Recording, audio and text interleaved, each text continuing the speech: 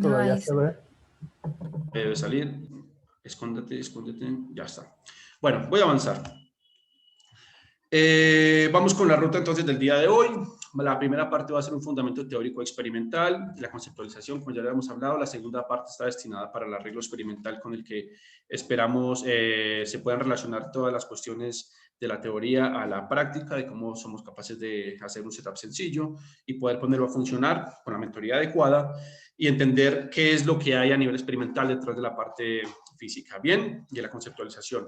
El aprendizaje práctico está destinado a la actividad que ya comentamos offline, así que vamos a estar de nuevo atentos al canal de Mothermost para poder discutir allí cómo vamos a ir avanzando con esto. Y al final les voy a dejar unas lecturas adicionales, es importante para que puedan ampliar ese pensamiento crítico y la rigurosidad del material que se ha compartido en la clase de hoy, así como unos recursos web y bibliográficos, bien, que les puedan utilizar para esta oportunidad o para algo más de lo que venga en el programa de la Conga. Bien, fundamento teórico experimental, la conceptualización. Cuando hablamos de luz, sabemos que estamos hablando de fotones. Cuando pasamos a través de todas estas definiciones múltiples y cuestiones históricas, posiblemente entremos en un caos tratando de definir la naturaleza ondulatoria de la materia, de todo lo que Maxwell planteó desde un principio, de que la luz pues, es un fenómeno electromagnético, y desarrolló un conjunto de ecuaciones que forman la base del electromagnetismo clásico. Así que también queremos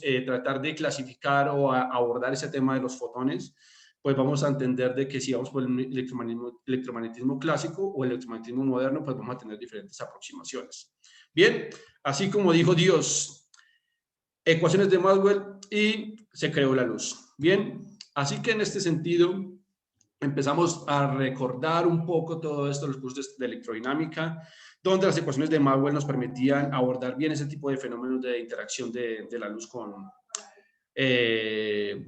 el entorno, bien, o la explicación en función de los campos. Entonces, estas ecuaciones de Maxwell, pues ya todos la conocemos, bien, aquí tenemos la ley de Gauss para el campo estático, tenemos la ley de Gauss para el campo estático magnético, el primero el campo eléctrico, la ecuación de Maxwell, conocida por la ley de inducción de Faraday, bien, y esta última ecuación, pues que justamente nos relaciona a la ley de Ampère-Maxwell.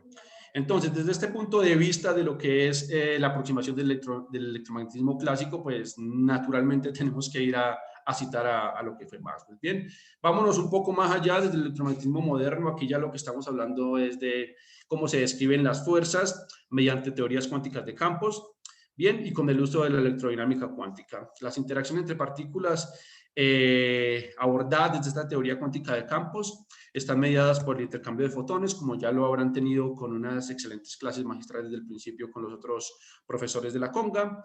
Entonces, en este caso ya el fotón, siendo un intermediador o un intercambiador entre las interacciones, podemos asociarle ya su lugar dentro de la teoría electromagnética, descrita por una teoría cuántica de campos, que corresponde justamente a ese intercambio de una naturaleza de ese tipo de partículas asociadas con lo que ya conocemos, que son los bosones, que son prácticamente partículas portadoras de fuerza de spin 1, donde el modelo estándar de la física de partículas pues, nos permite ubicarnos fácilmente en este compañerito, ¿no? En el fotón, donde aquí los números pues, nos van a ubicar rápidamente sobre las propiedades fundamentales de cada uno de ellos.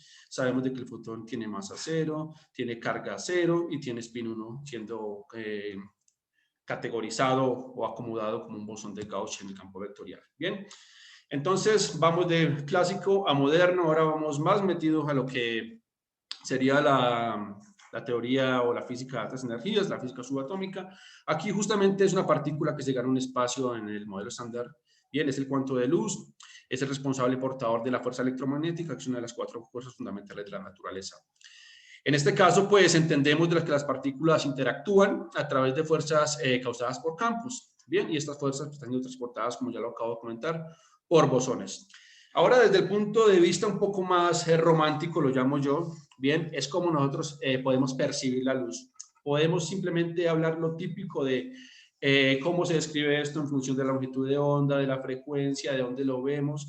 Pero para traerlo un poco más en el contexto, en la observación, pues podemos simplemente asociarlo a que la luz pues tiene un espectro amplio de energía, bien, un espectro electromagnético, lo que nos ha permitido, entre muchas cosas, poder observar objetos en diferentes longitudes de onda. Sí, acá tenemos la nebulosa del Cangrejo, que simplemente me ha parecido súper interesante como objeto astrofísico, en donde se ha podido observar en diferentes bandas, ¿no? En diferentes longitudes de onda de la luz.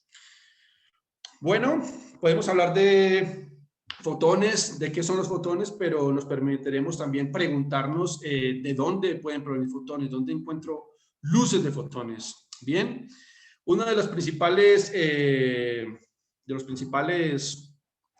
temas justamente en muchos asuntos de física de partículas es determinar de dónde vienen o cuál es el origen de ellas, ¿no? Ustedes saben que muchas veces las partículas fundamentales, las partículas elementales dejan una señal secundaria, ¿bien? Y muchas veces de esa señal secundaria lo que obtenemos son fotones, ¿bien? Este, por ejemplo, es el caso de una reconstrucción de un neutrino, ¿bien? No estamos hablando ahora si cósmico o atmosférico, de dónde proviene, sino cómo un neutrino puede dejar un rastro detectable en su paso con la materia, donde el fotón pues es un compañero que nos va a dar bastante información de eso. O también podemos estar hablando de dónde encontramos nosotros fotones en algo más cercano, más en contacto. Estos a la izquierda están en el fondo del mar Mediterráneo, pero solo a la derecha tenemos el ejemplo de dónde encontrar fotones casi con las mismas características proveniendo del mismo efecto, el efecto Cherenkov, que también lo han descrito en clases anteriores, cómo podemos encontrarlo un poco más cerca. Por ejemplo, acá a la derecha vimos al principio cómo ha salido un destello azul, son fotones Cherenkov provenientes de un pulso y un encendido de un reactor nuclear de fisión.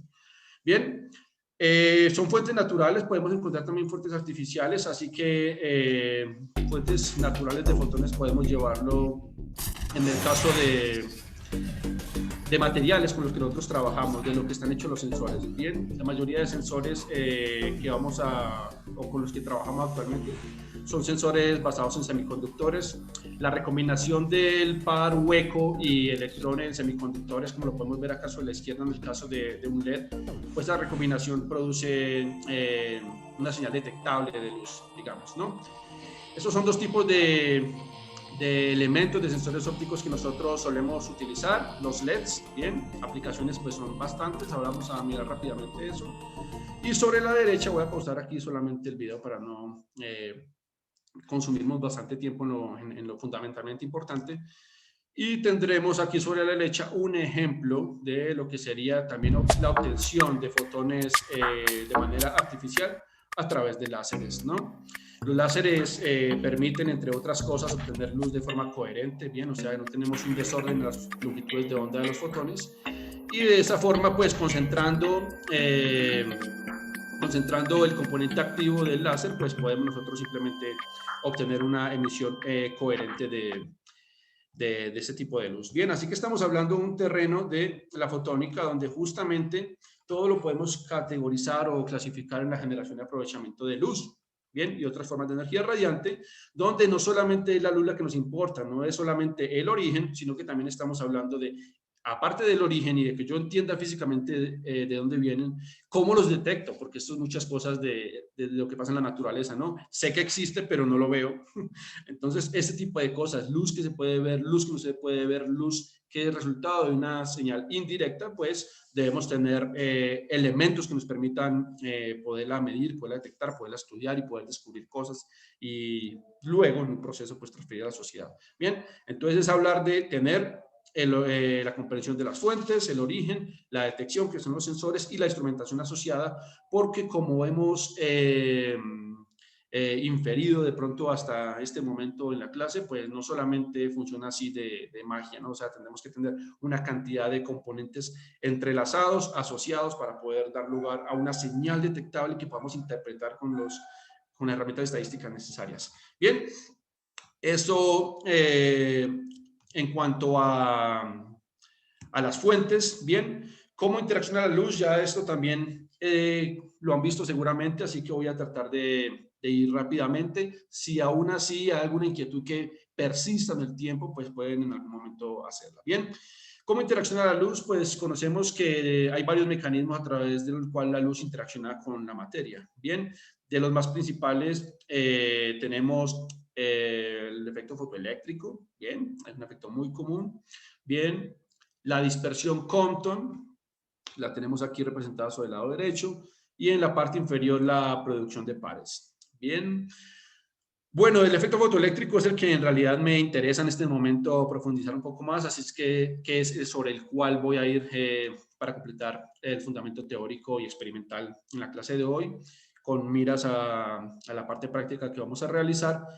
Otro tipo de mecanismo a través del cual interacciona la materia, pues es el mecanismo que utilizan las partículas neutras como los neutrinos, que es la interacción débil, o incluso los hadrones a través de la interacción fuerte, y todo esto paso también, como lo comento rápidamente, porque es algo que ya hemos tenido la oportunidad de aprender en las clases anteriores, ¿verdad? Si no, la discusión es eterna. Nosotros podemos tomar esto y seguirlo llevando a un punto de digestión altísimo. Bien.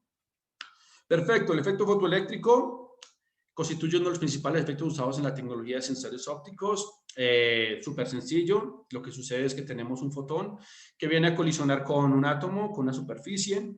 Ese electrón, ese fotón, pues es absorbido por un electrón, el cual queda con esteroides, digamos, ¿no? Y ese electrón sale simplemente expulsado y es posiblemente registrado, ¿bien? A través de un proceso posterior, ¿bien?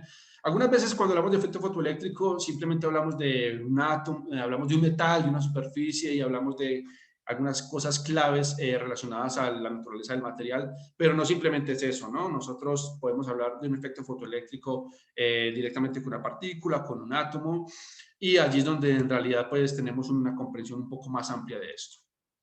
Los fotoelectrones son aquellos que entonces salen con esta energía extra, ¿no? Hipervitamínicos. Y además, estos fotoelectrones, cuando analizamos el punto de origen de esa producción, pues debemos asociarlos a algo que es la energía umbral, que es la energía que necesita para ser emitido por efecto fotoeléctrico, y esa energía varía dependiendo de la naturaleza de esa fuente, ¿no? Si estamos analizando un efecto fotoeléctrico en sodio, en plata o en otro material.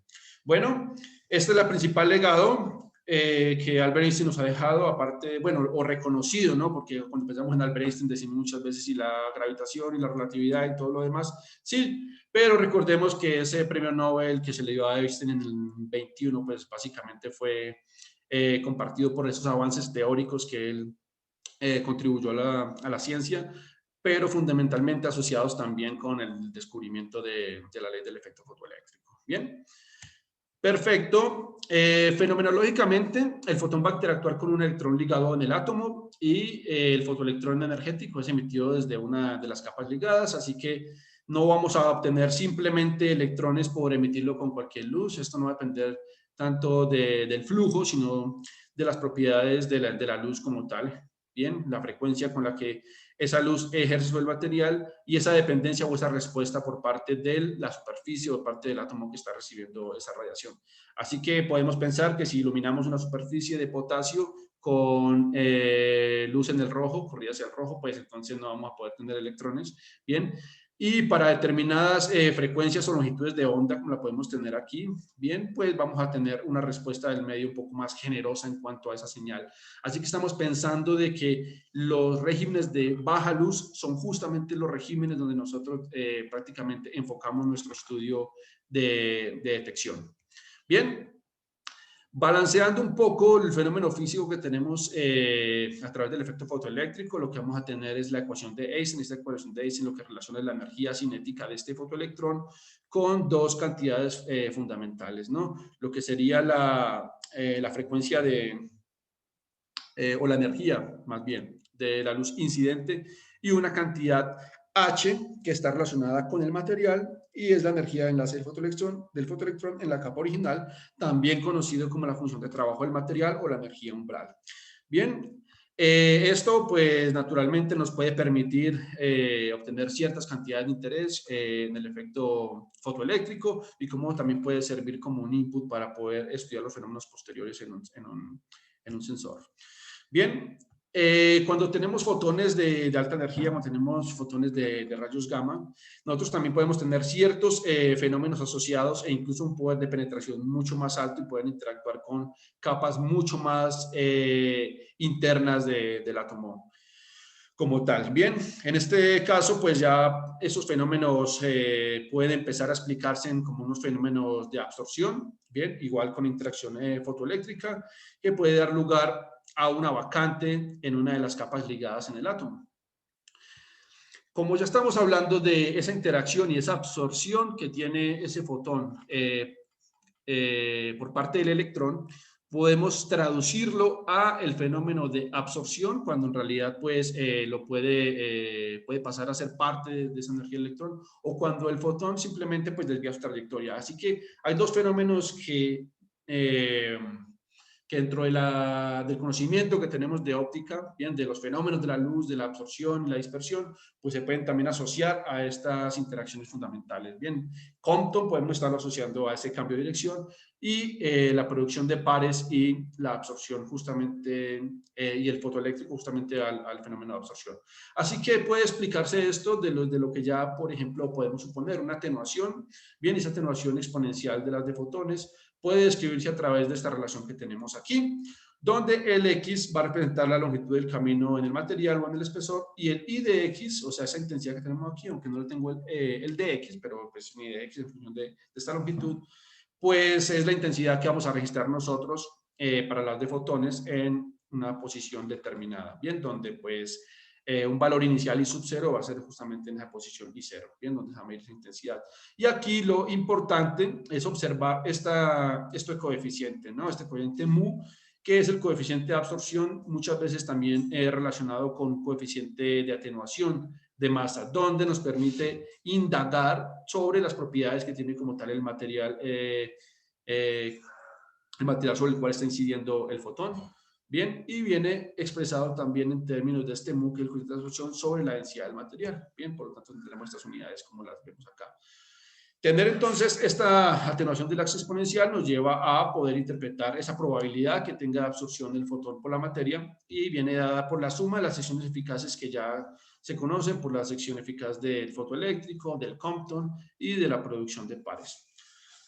De esta manera, pues esta probabilidad de absorción por fotones puede calcularse, estimarse por unidad de longitud, y esto viene dado pues por el producto de la sección eficaz por la densidad de los átomos, donde este valor de densidad de átomos pues ya también lo hemos visto en clases anteriores, va a depender de esa densidad del material y el peso molecular fundamentalmente, y las secciones eficaces que intervengan en ese proceso.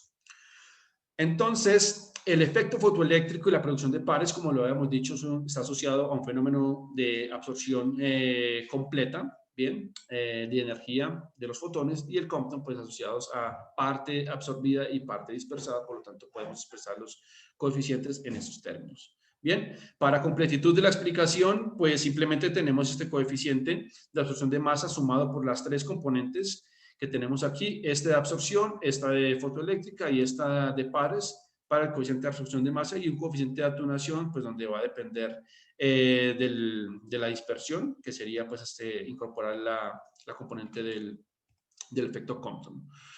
Tendremos entonces finalmente una sección eficaz de dispersión de energía que puede ser calculada con esta expresión, y una sección eficaz de absorción.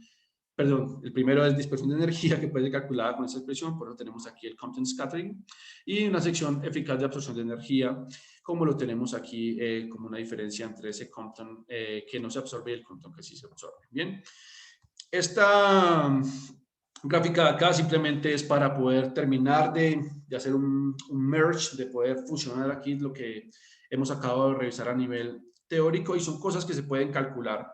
Bien, no típicamente todas estas curvas de forma simple a nivel experimental, sino que muchas veces lo que se hace para calcular todos estos coeficientes de atenuación de masa para fotones, en este caso sobre la izquierda tengo un ejemplo para aire, es calcularlo a partir de tablas de secciones eficaces. Entonces muchas veces estamos variando parámetros de entrada, observando parámetros de salida, para poder construir ese tipo de resultados. Donde tenemos aquí, por ejemplo, esta curva sólida, donde vemos la componente total de absorción, y estas curvas punteadas, donde justamente se representan cada fenómeno donde la contribución pues global de los tres nos va a llevar a la construcción de esta respuesta del material. El fenómeno fotoeléctrico puede igual verse en los términos mucho más sencillos, como una interacción de un fotón con un átomo, donde tenemos un átomo ionizado y tenemos la emisión de un electrón, donde la sección eficaz de interacción va a escalar, como lo habíamos visto, con la masa, con el número de masa atómico, ¿no? El número atómico. Y la energía también con cierta dependencia. Habíamos visto en la diapositiva, 2 diapositivas anterior, esa dependencia con el número másico. Aquí la sección eficaz de interacción, de acuerdo a los resultados experimentales y a las tablas que nos han permitido construir esta respuesta o esta interpretación para el medio, como lo acabo de enseñar, pues van fuertemente con el número atómico e inversamente a la energía. Bien. Por lo tanto, de esta revisión que ya incluso vieron en la clase de partículas neutras, podemos hacer aproximaciones a energías intermedias utilizando aproximaciones de Bohr, pudiendo deducir una expresión clara para la sección eficaz fotoeléctrica, donde puede expresarse en términos de algo que se llama la energía reducida del fotón, para justamente ver cómo vamos variando este factor epsilon y poder entender cómo se va comportando a medida de que el número atómico permanece y la energía del fotón cambia. Bien, esta también puede ser expresada en términos de cosas prácticas, y ya hemos visto casi al principio del curso de la conga. Bien, los que asistieron a la parte de teoría, se les habló bastante de la sección eficaz de Thomson. Entonces, todo esto puede ir interpretado en términos de esta sección eficaz de Thomson para una expresión elástica de fotón-electrón, donde esta sección eficaz de Thomson puede ser estimada alrededor de este valor. Bien, así como es para energías intermedias, también podemos analizarlo para energías altas cuando con esta energía reducida del fotón es mucho mayor a 1, de tal forma que podamos expresar podamos encontrar una expresión para esta sección eficaz fotoeléctrica a través de esta forma que tenemos aquí. Bien, como podemos ver, a mayor absorción por efecto fotoeléctrico para materiales absorbentes, grandes valores de Z, con valores de Z grandes es lo que más se esperaría. Y esto es la gráfica que justamente argumenta lo que acabo de decir. Como podemos ver, para un número o para un comportamiento, un aumento del valor de Z, del absorbente, del material absorbente, pues tenemos una mayor absorción por efecto fotoeléctrico, donde hay regiones naturalmente que predominan para este efecto, más otras para los otros fenómenos físicos que hemos comentado al principio de interacción de la luz con la materia, como el Compton o la producción de pares. Bueno, para energías bajas, lo que se suele utilizar para analizar estas energías depositadas en material son lo que son conocidos como los bordes de absorción. Estos bordes de absorción son típicos bordes que vemos nosotros cuando estudiamos las secciones eficaces de un proceso en función de la energía. Esta fórmula aproxima muy bien cómo calcular a esos bordes bajos. Para esta expresión tenemos pues esa dependencia con el número atómico del absorbente, tenemos la constante de apantallamiento, bien, y unos valores n. Estos valores n van a depender justamente de en qué capa, por ejemplo, el fotón está incidiendo. Bien, el n igual a 1 es para series K, el N2 es para series L, o sea, justamente procesos que lleven a cabo en las capas internas, ¿no? Para el M pues será el 3 y para el N será el 4, etcétera. Donde en esos procesos típicamente lo que vamos a encontrar es que si hay un fenómeno de un cambio energético de un electrón en una capa M a una capa L, pues esto lo que nos va a permitir es obtener una señal, un registro de este fotón, y dependiendo pues obviamente de esa transición entre una capa y otra, pues vamos a obtener una respuesta lumínica, un fotón de respuesta en ciertos rasgos. Así que estos fenómenos lo que podemos muchas veces ver es que no solamente el efecto fotoeléctrico es tener un electrón, sino que como lo habíamos visto en las diapositivas anteriores, que hay un átomo excitado. Entonces ese átomo excitado puede dar lugar a dos tipos de respuestas también paralelas, ¿no? Lo que sería la emisión de fluorescencia, lo cual va a dominar a grandes valores del número atómico del absorbente, y el efecto Auger bajo zetas. Bien, esta gráfica de aquí es súper interesante porque nos permite ver esa dependencia de esas emisiones secundarias por Auger o por fluorescencia en función de la capa que está llevando a cabo el proceso energético. Así que para resumir, la desexcitación del átomo es un proceso que también hay que tener en cuenta cuando estudiamos el efecto fotoeléctrico. Se hace a través de dos efectos principales, como lo acabo de comentar, el efecto Auger y el efecto de fluorescencia, producto de la desexcitación de los átomos. Así que también tenemos que tener en cuenta de que algunas situaciones los electrones Auger, los cuales van a depositar energía localmente, se van a poder registrar debido, entre otras cosas, a la energía que todavía predomina y que puede ser detectable por un sistema de lectura, y asimismo la fluorescencia, ¿no?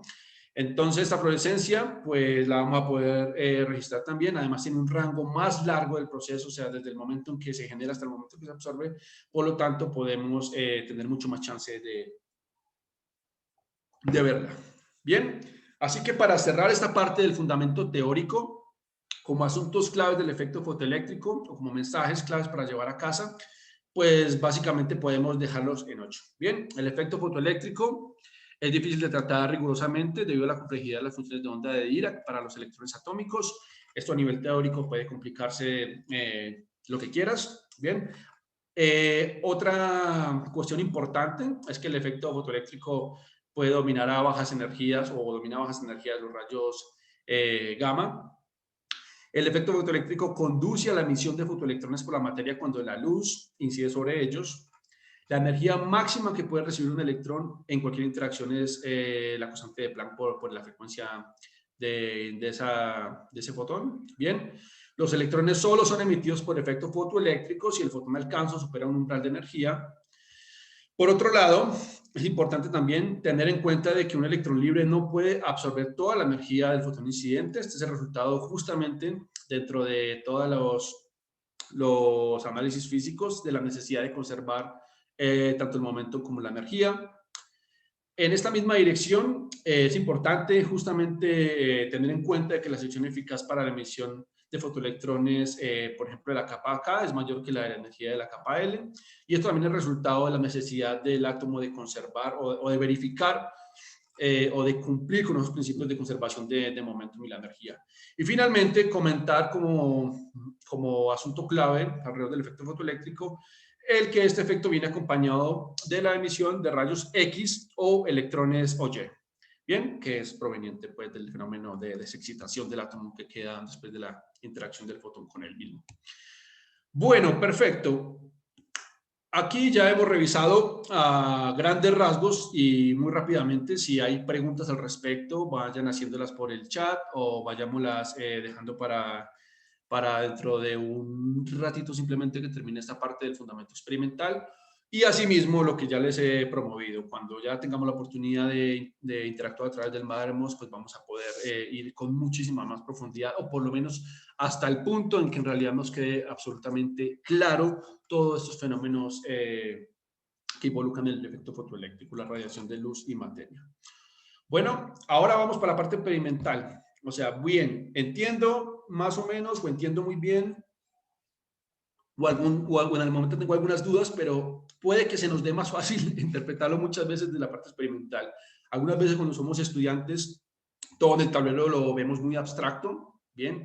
Algunas veces nosotros mismos nos prevenimos de poder entender mucho más en la clase, pero cuando nos lo traen a un plano un poco más de dibujitos, ¿no? De algo que puedas palpar, pues hace mucho más comprensible. Por lo menos esa es mi situación, ¿no?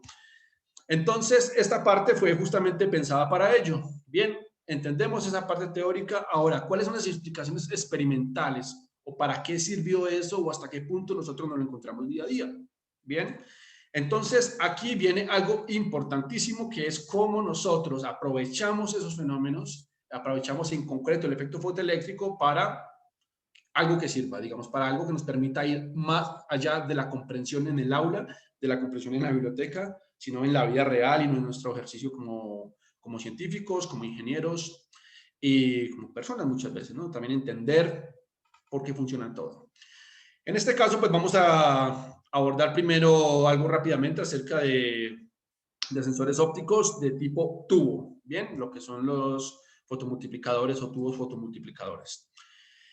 Ya conociendo cómo es el efecto fotoeléctrico y lo que implica, pues lo que hace simplemente en términos ya técnicos, bien, ya no es en términos de secciones eficaces, en términos de la teoría compleja que pueda haber o que no lo es compleja, bien, es técnicamente tenemos luz que convertimos en electrones, bien, y estos electrones, al ser electrones en movimiento, pues vamos a tener una corriente, ¿no? Entonces lo que nosotros pasamos a hablar en otros términos aquí en un fundamento experimental es la fotocorriente que se puede registrar. Bien, lo cual, como lo había advertido también antes, es importantísimo para entender de que estos dispositivos, lo que en realidad nos permiten de forma, a ver, es que una cosa es de forma experimental, otra cosa es de nivel aplicado, pero con el campo de la física de altas energías, bien, que hace parte de las filiales de la Conga, lo que nosotros nos interesa es detectar esas pequeñas señales. Muchas veces, aparte de que es difícil, por ejemplo, detectar una partícula fundamental, sobre todo si tiene una sección eficaz baja, aparte de eso, la señal que deja es muy leve, ¿bien? Entonces, al dejar señales tan leves, tan pequeñas, lo que nosotros decimos, bueno, si la señal que deja es luz, entonces, claro, regímenes de poca luz. Entonces, los sensores ópticos lo que nos permiten es abordar ese tipo de retos tecnológicos. Eso es un esquema general de lo que acabo de comentar. Nosotros tenemos luz incidente, tenemos fotoceldas, bien, que lo que nos permiten son liberar electrones por efecto fotoeléctrico. Estos fotoelectrones, pues simplemente los conducimos a través de un circuito, utilizando pues obviamente una alimentación que nos permita llevarlos hasta el punto que lo necesitamos. Este es el esquema general, o sea, está la explicación técnica, esta es la interpretación técnica de lo que es el efecto fotoeléctrico, lo que acabamos de explicar en el fundamento teórico. Y básicamente, sobre la derecha lo que tenemos es el funcionamiento, ¿bien? Del tubo fotomultiplicador, del sensor como tal. Ubicándonos sobre la derecha, lo que tenemos es simplemente un fotón que incide a través de lo que se llama pues, la ventana, ¿bien? Que está justamente cerca del fotocátodo, que lo que sirve es como ponerse allí para que le arranquen cuantos electrones querramos, ¿no? Entonces, este fotocátodo lo que permite es la liberación de este fotoelectrón y este fotoelectrón a través de todo un proceso de alimentación en el tubo, bien, lo que nos permite es llevarlo o circularlo a través de toda su longitud. Bien, en cada parte de esa longitud de ese tubo tenemos algo que llaman los dinodos. Los dinodos simplemente son regiones de amplificación, por eso vemos que las líneas acá cada vez se hacen más gruesas y es porque representa cómo en cada etapa podemos empezar a tener una señal duplicada. Entonces, o duplicada o amplificada. Eso que dije duplicado está mal, amplificada. Bien, entonces en cada electrodo, en cada conjunto de electrodos, como lo pueden ver, están alimentados por una fuente de alto voltaje y tiene unas resistencias que lo que permite es controlar obviamente ese flujo y esa alimentación o esa ganancia en la señal que tú vas a tener. Bien, entonces esos electrones se van amplificando al golpear esa superficie y lo que tenemos justamente en la parte final es una región de colección donde tenemos un ánodo que lo que nos permite recoger es justamente toda esa corriente. Esto obviamente para que lo tengamos dentro de las características o del panorama esencial, pues es un tubo vacío, bien, para garantizar que recogemos señales provenientes justamente de esta primera interacción de un fotón, ¿vale? No con otro fenómeno asociado, o sea, para tratar de minimizar o con el objetivo de minimizar ese fondo que no vamos a querer. Bien, entonces este ánodo recoge la corriente y esto ya lo tenemos nosotros como una señal que podemos interpretar. Bueno, almacenar o primero observar, almacenar y analizar. Bien. Perfecto, y estas dos figuritas simplemente son vistas transversales en la parte de acá abajo y aquí laterales de lo que sería este tubo, así que no hay mucha ciencia alrededor de ello. Bien, perfecto. El PMT está entonces convirtiendo fotones en señales eléctricas amplificadas mediante la emisión de electrones secundarios en los electrodos. Bien, así que tenemos dos fenómenos principales asociados al funcionamiento de un tubo fotomultiplicador, la fotoemisión y la emisión secundaria. Dentro de esta instrumentación asociada, como lo habíamos comentado en la parte teórica, bien, de que eso no funciona así solito por arte de magia, hay que acoplar ciertas cosas. Por ejemplo, hay dispositivos como los centelladores que nos permiten de alguna manera tener una energía más concentrada o tener una respuesta un poco más amplia al inicio del proceso. Dentro del banco de pruebas experimental de esta clase, que vamos a revisar en la parte 2, Esto es lo que se usa también como una ampliación de los montajes experimentales que nosotros estaremos en capacidad de realizar una vez incluso podamos ir a los laboratorios ustedes mismos o incluso acceder remotamente y poder controlar, ¿no? El papel del centellador en esos bancos de pruebas experimentales. Hay otros dispositivos que nos permiten de alguna manera pues tener al máximo la señal en las condiciones óptimas. Bien, no voy a ir en detalle a revisar esto, pero en las literaturas adicionales, en las lecturas adicionales, sí podemos en el tiempo extra y a través de los canales de Mattermost poder discutirlo con más profundidad para qué sirve lo demás, ¿no? Entonces es curioso cómo desde la primera vez que salió un tubo fotomultiplicador al mercado, como lo tenemos acá sobre la derecha, me encontré esta página, podemos ahora tener este tipo de tubos súper hermosos, súper bonitos, ¿vale? Que fácilmente los encontramos ahora mucho en los laboratorios, no solamente laboratorios de física de altas energías, porque los fototubos se utilizan en muchas aplicaciones. Bien, estos son los elementos sobre la izquierda, a la izquierda los elementos sobre los cuales hablo de instrumentación asociada, fibras ópticas, centelladores que tenemos aquí, de multiplexadores, perdón, estos son cambiadores de longitud de onda y de multiplexadores de señal.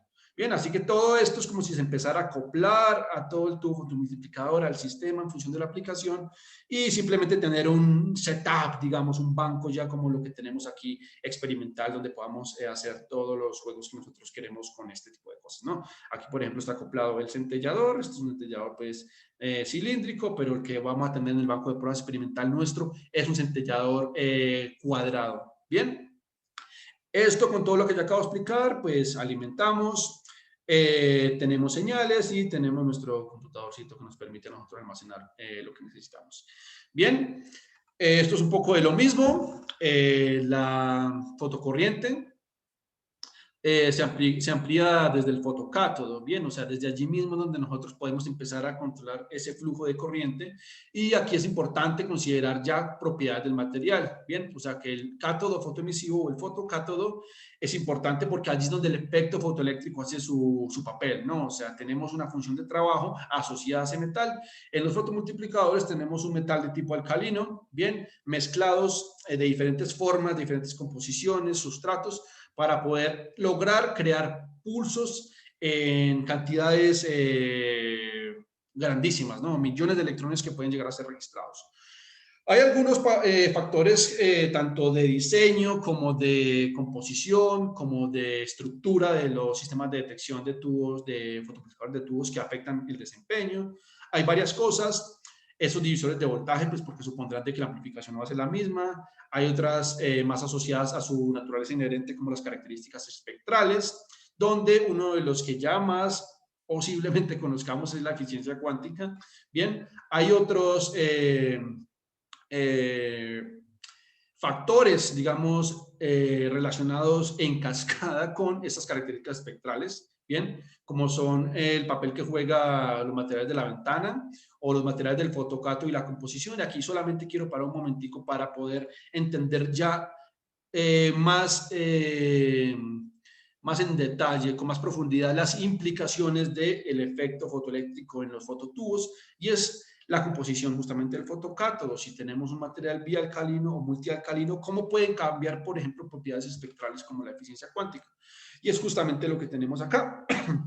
Aquí tenemos la representación de la eficiencia cuántica en función de la longitud de onda para un tubo de fotomultiplicador de una referencia pues conocida. Bien, como podemos ver sobre todo en las líneas negras punteadas y no punteadas, aquí lo que ya tenemos es una respuesta diferente, ¿verdad?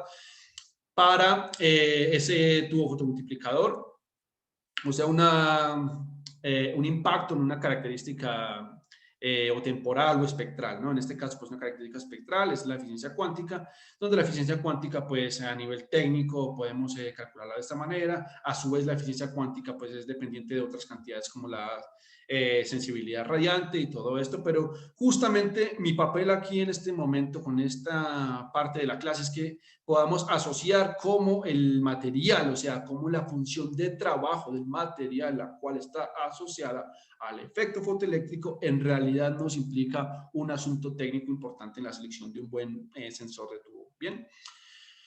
Este tubo funciona de dos modos de trabajo principalmente. Está el modo de trabajo de flujo de fotones múltiples, donde lo que vamos a tener como señal de salida pues son pulsos superpuestos. Básicamente lo que entendemos es que si el número de pulsos de los fotoelectrones es demasiado grande, perdón, o sea, si llegan muchos muy rápidamente, lo que nosotros vamos a tener la posibilidad es medir una fotocorriente promedio. Bien. Y este flujo de fotones pues, se puede calcular también a partir de esta cantidad que acabé de comentar, la sensibilidad radiante, la cual es una diferencia de medidas de la intensidad luminosa, ¿no? De entrada y de salida en el fototubo. Tenemos otro modo de funcionamiento que es el modo baja luz, o sea, cuando tenemos baja luz, obviamente estamos esperando que los tiempos de llegada de los fotones van llegando ahí muy puntualmente. Entonces, lo que vamos a tener en realidad pues, son pulsos discretos de salida. Aquí los pulsos de los fotoelectrones en el PMT pues pueden ser contados, ¿no? Dando lugar a fotones por segundo.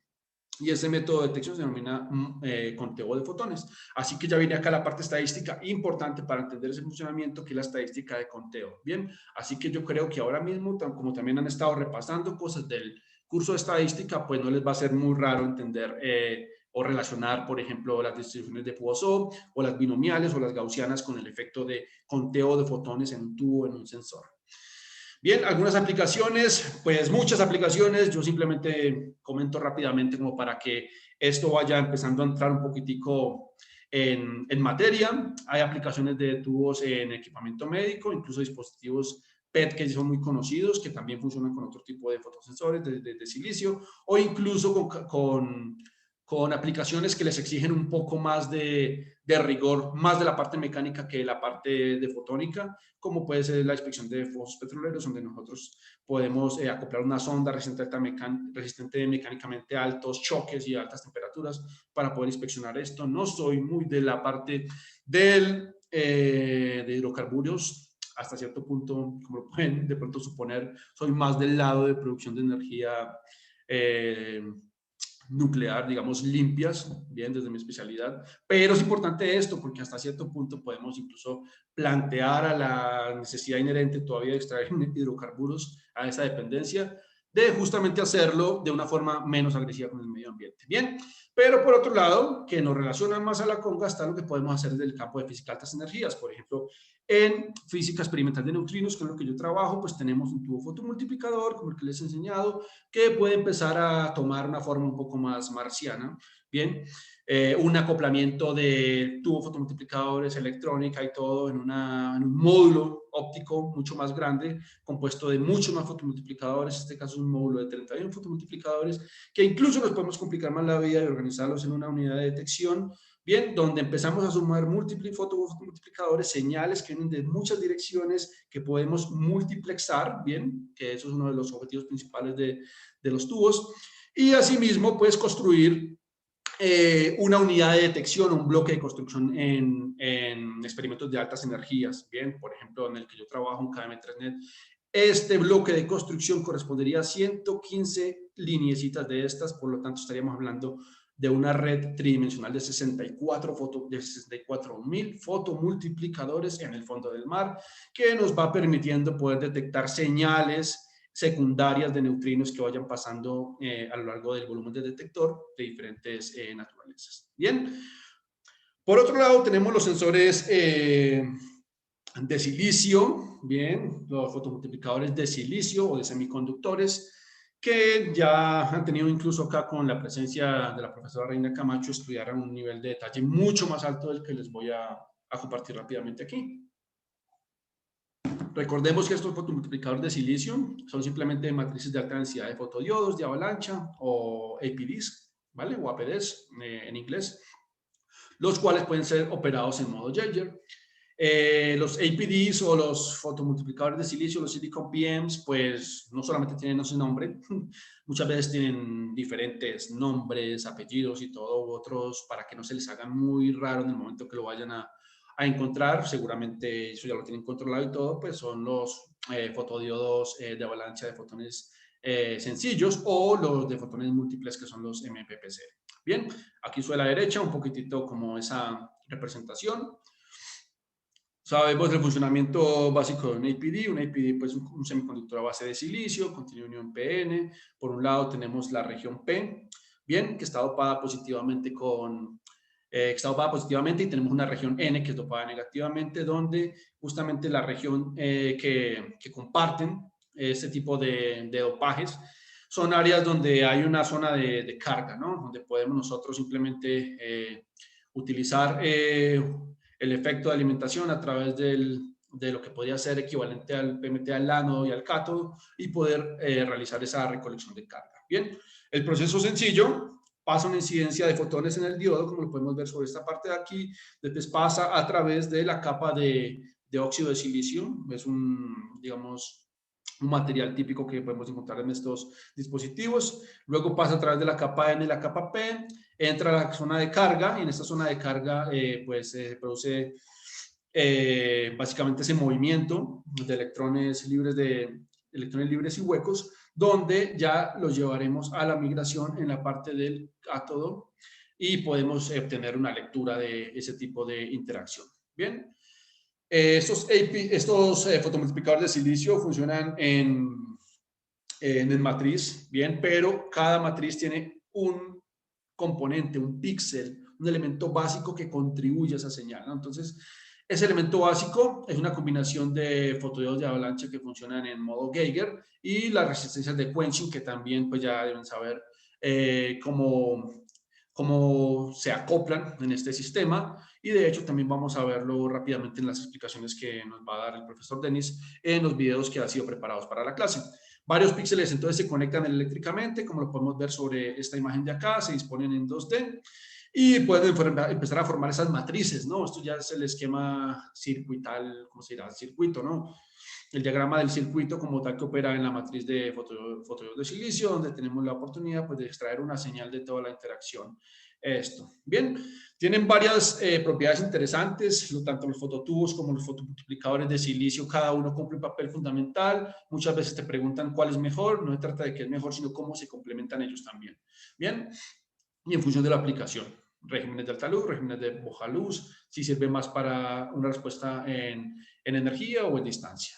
Bien, entre otras cosas, estos fotomultiplicadores de silicio pues pueden tener ciertas propiedades interesantes. Entre ellas, si varios fotones pueden incidir sobre la matriz o la superficie de la matriz en diferentes píxeles, ellos se pueden llegar a detectar al mismo tiempo, y este Silicon PM, este sensor óptico, pues va a emitir una señal cuya amplitud va a ser igual a la altura de los 3 pulsos superpuestos si consideramos 3 fotones, o podemos generalizar, cuya amplitud es igual a la altura de n pulsos superpuestos. Entonces, típicamente estas son las señales que nosotros podemos obtener de una matriz de fotomultiplicadores de silicio, donde pues vemos la posibilidad de conteo de una forma muy clara. Bien, entonces cada píxel lo que genera siempre es un solo pulso, bien, sin impulsar cuántos fotones inciden al mismo tiempo sobre él.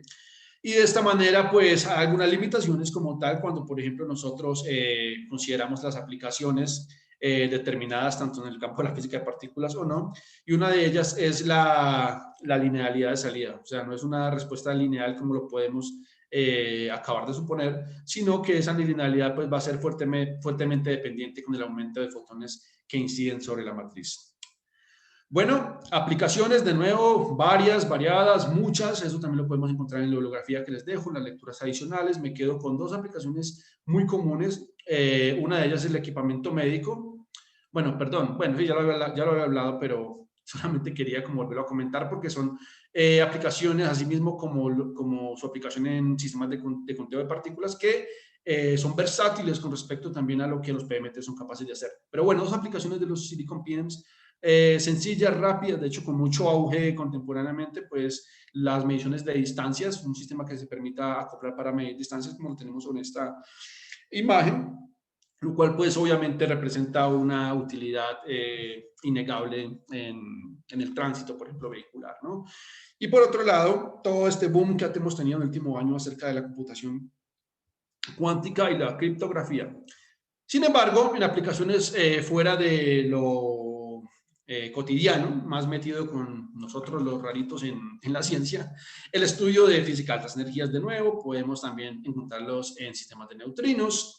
Esto es una cámara de proyección temporal. Una de las cosas fundamentales relacionadas con lo que les quiero mostrar es que son sistemas que son sistemas híbridos, así que no es que utilizamos solamente el PMT o utilizamos simplemente el Silicon PM, podemos utilizar los dos al mismo tiempo. Bien. bien, en función de las necesidades también.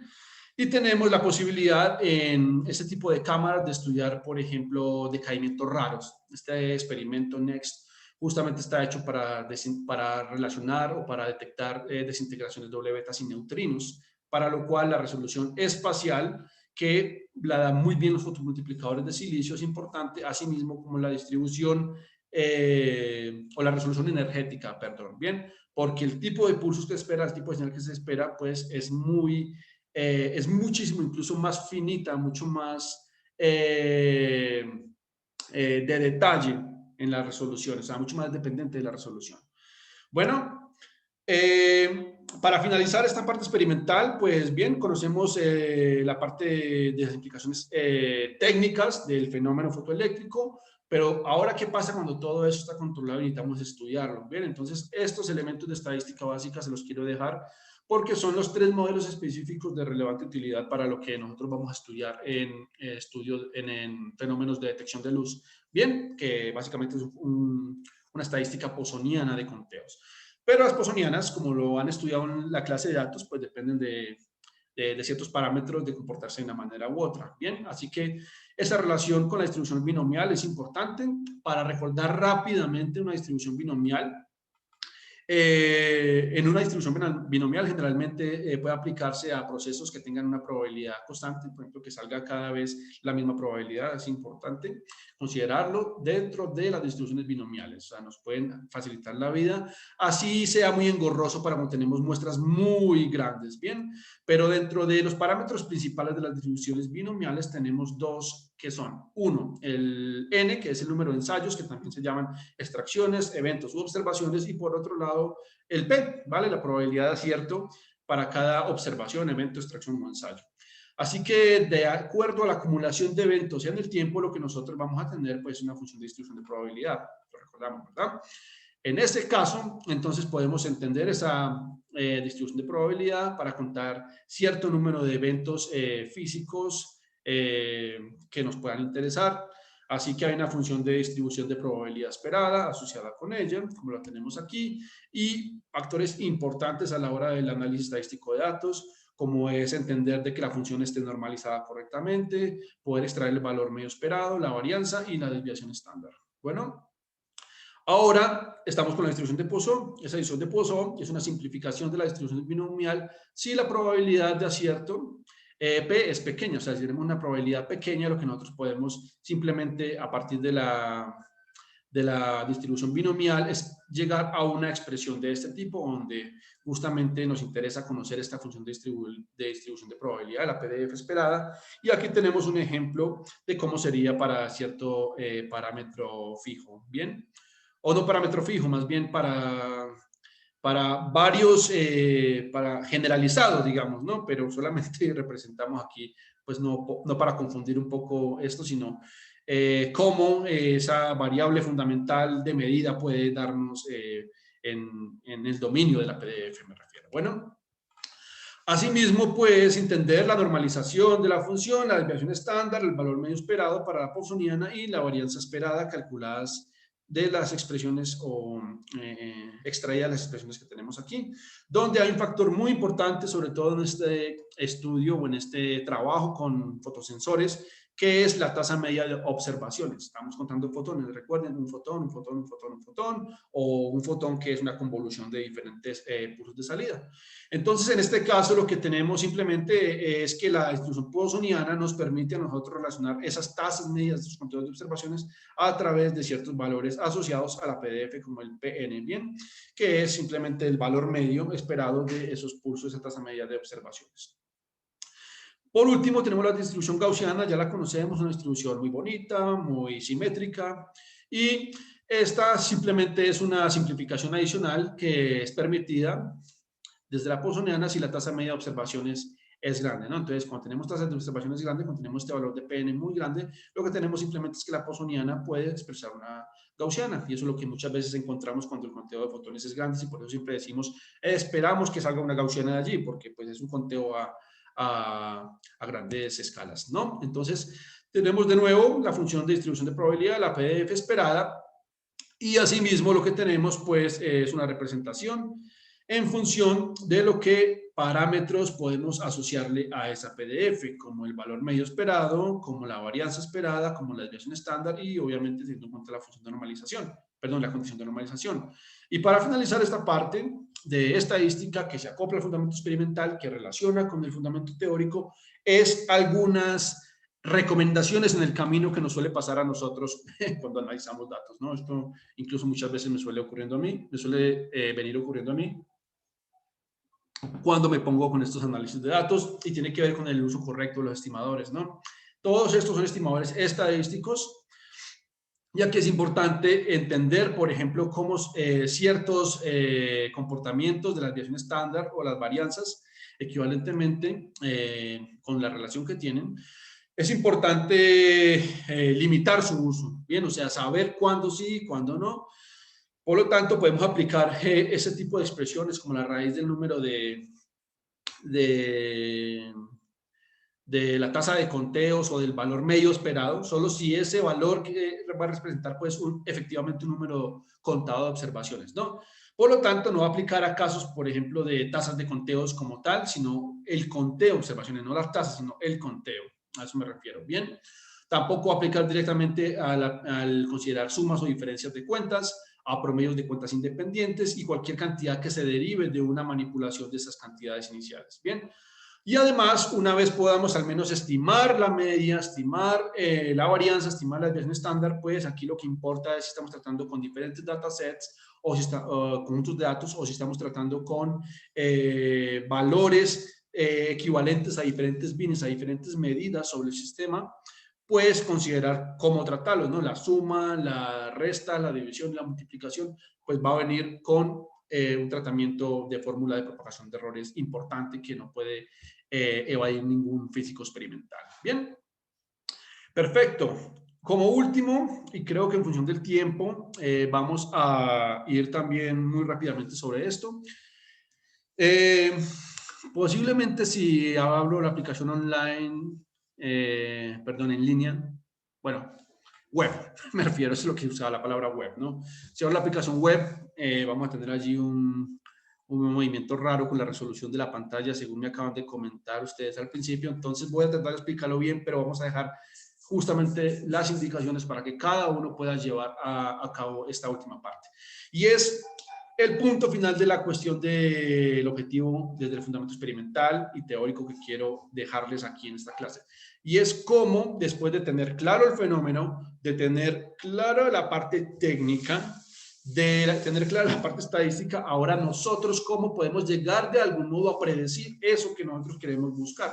Por ejemplo, medir señales que provengan de un neutrino de origen cósmico o atmosférico, o una señal en un colisionador, o un Higgs, el cual, pues, como ya les habrán explicado muchas veces, fue bien complicado por la cantidad de fondo que se esperaba y lo que pudieron determinarse fue ese discernimiento de esa señal pequeñita, ese sombrerito pequeñito que se vio en la masa invariante de las colisiones. Bien, entonces, herramientas importantes, ya lo deben suponer, muchos de ustedes estarán trabajando y son re expertos en esto, y es el uso de herramientas de simulación. O sea, cuando no tenemos el experimento o cuando incluso voy a ser más estricto con la afirmación, cuando antes de poder plantear un experimento, al menos poder poner a prueba todas las hipótesis que tengamos acerca de lo que vamos a detectar. Esto no solamente impacta en las proyecciones que tú hagas de la física del sistema o también desde el punto de vista financiero, ¿bien? O sea, poder tener una idea muy robusta de cómo va a funcionar tu sistema te evita comprar cosas que no hagan falta, ¿no? O cómo el conectar un sistema con otro nos permite a nosotros obtener una eficiencia con unos cuantos tubos, sino con más de 10 tubos, por ejemplo. Bueno, en fin, vamos al grano. Con esta herramienta de simulación, ustedes pueden empezar a jugar un poquitico con algo súper importante como es la relación señal a ruido. Bien, eso es importante, es muy intuitivo, o sea, es esta proporción del fondo que espero cuánta señal puedo obtener, y es una figura de mérito que se utiliza para describir qué tan discernible puede ser la señal del ruido. Bien, en estos sentidos es importante definir desde el punto de vista técnico cómo esto se considera para un sistema de fotodetección.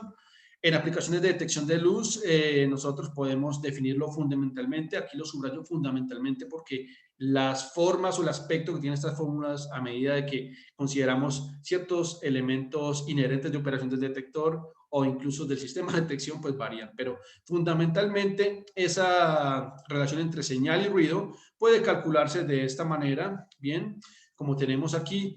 Pero en ocasiones, como lo comentaba, debido a diversos factores que en este caso pues le sumo también uno de ellos, la naturaleza de la lectura del sistema de detección. Esta fórmula que tenemos aquí, SN, que pues es la relación señal-ruido, puede expresarse en función del número total de conteo de señales provenientes o ruido proveniente en un sistema y las cuentas espurias que tiene, o sea, lo que tú no quieres contar. O sea, de nuevo, el ruido puede ser el ruido total del sistema electrónico, o sea, el que genera muchas señales que no deseamos porque tienen la misma pinta de lo que sí deseamos, pero otras también que podemos incluso poder controlar, lo que nos llevaría a no meternos en un berenjenal, en una cantidad de asunciones que no hagan falta, como por ejemplo si podemos controlar más el ruido oscuro, que es una de las propiedades que buscamos evitar en la manipulación de los fotosensores, pues entonces esta fórmula pues se hace mucho más sencilla, como la podemos tener aquí.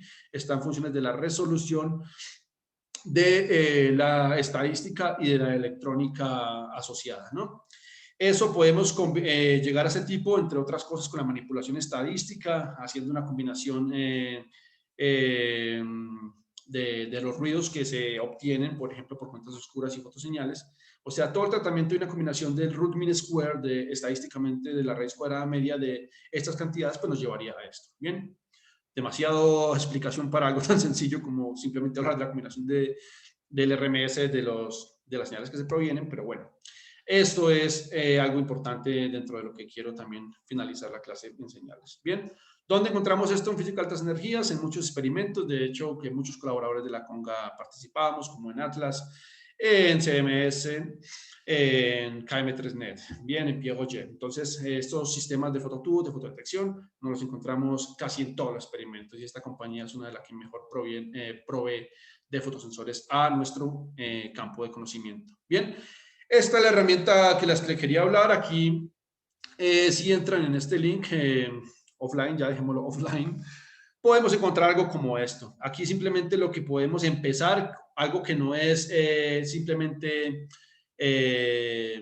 la última palabra al respecto, es jugar un poco con qué tipo de señal yo espero sobre el ruido y los fotones que yo podría obtener de ese fototubo para dos tipos de tecnologías diferentes, el fotomultiplicador de tubo, el PMT que lo tenemos aquí, y el fotomultiplicador de silicio. Bien, hay diferentes parámetros que podemos variar para ver esa respuesta a esta curva de la señal, de la proporción señal-ruido.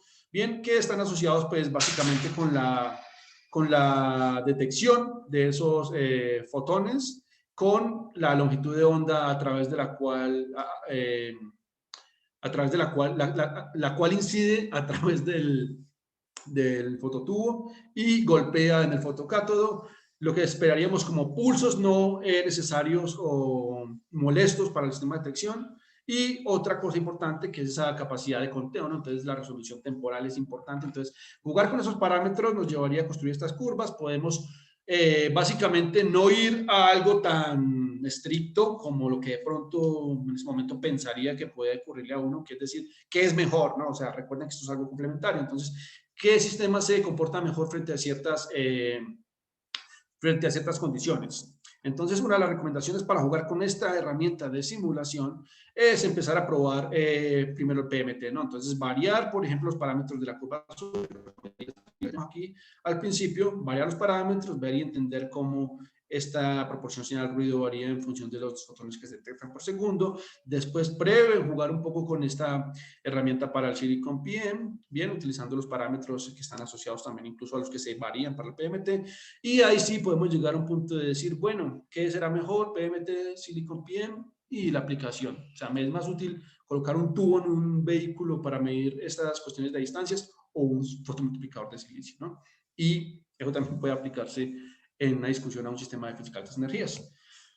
Bueno, Ya conceptualizando, había dejado dos ejercicios para revisar, bien, en aulas no entregables.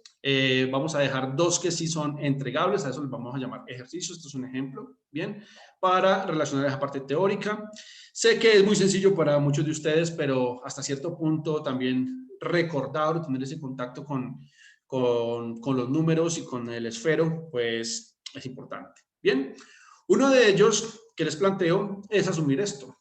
Bien, considerar el efecto fotoeléctrico en plata, en la superficie de plata, donde la longitud de onda del umbral fotoeléctrico en este material es 325 nanómetros.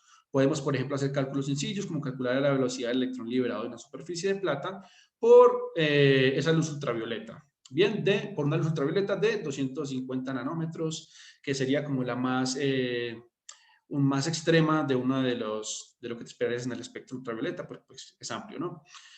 ¿Cómo podemos hacer esto de una forma sencilla?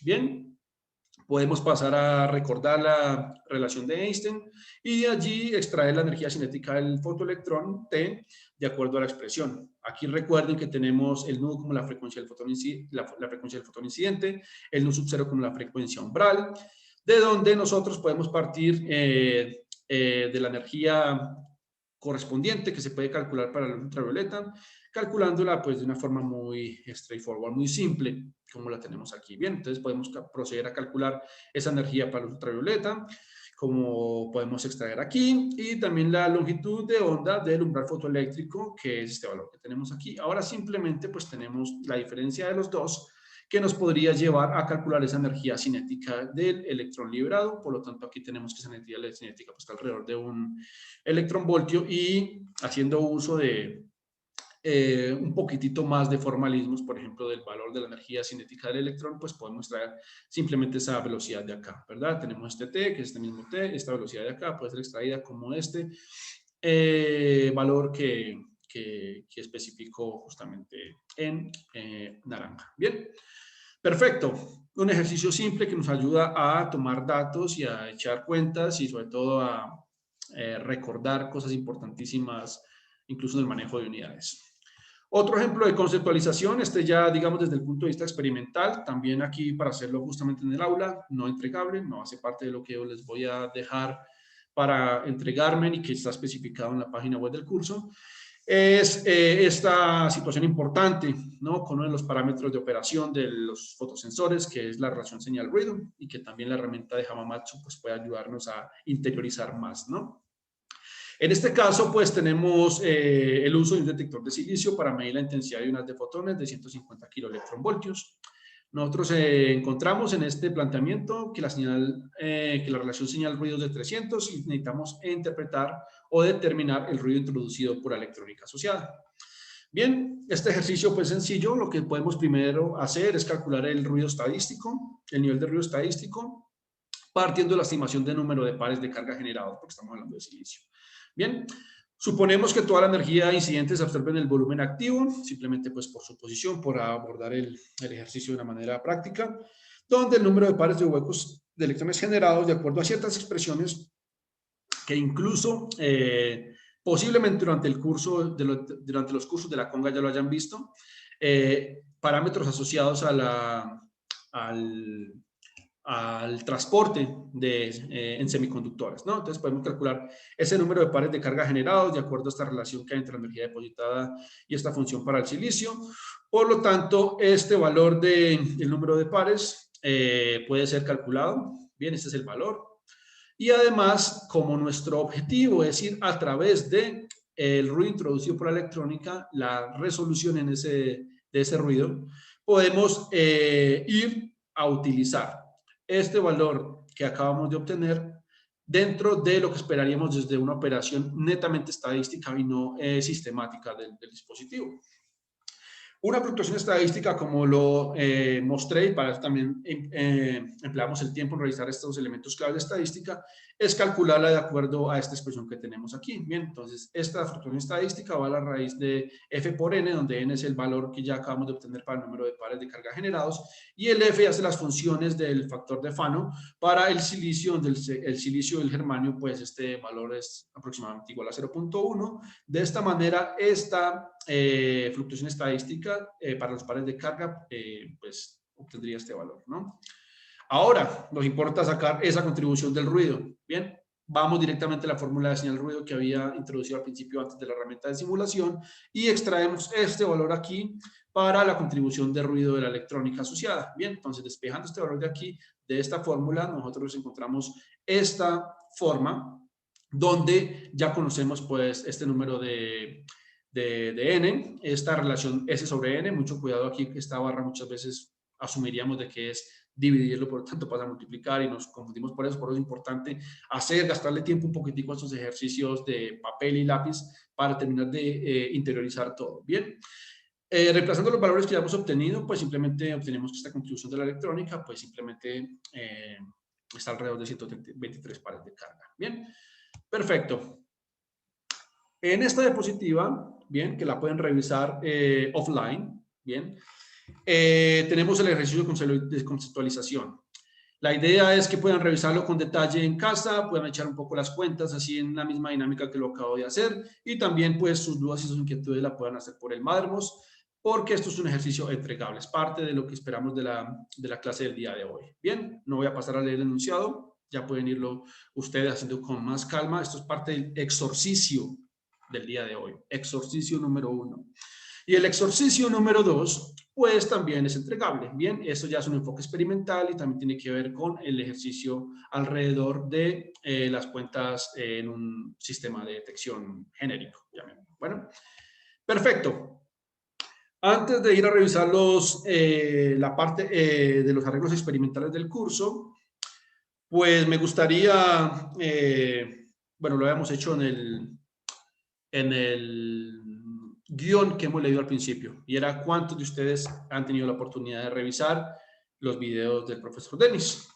Bien, aquí justamente esta parte de la clase, de hecho, pues justamente dentro del tiempo incluso, es verificar de qué setup o qué banco de prueba experimental nosotros vamos a aprovechar toda esta información, todo este bulto de información que nos acaba de pasar el profe Harold.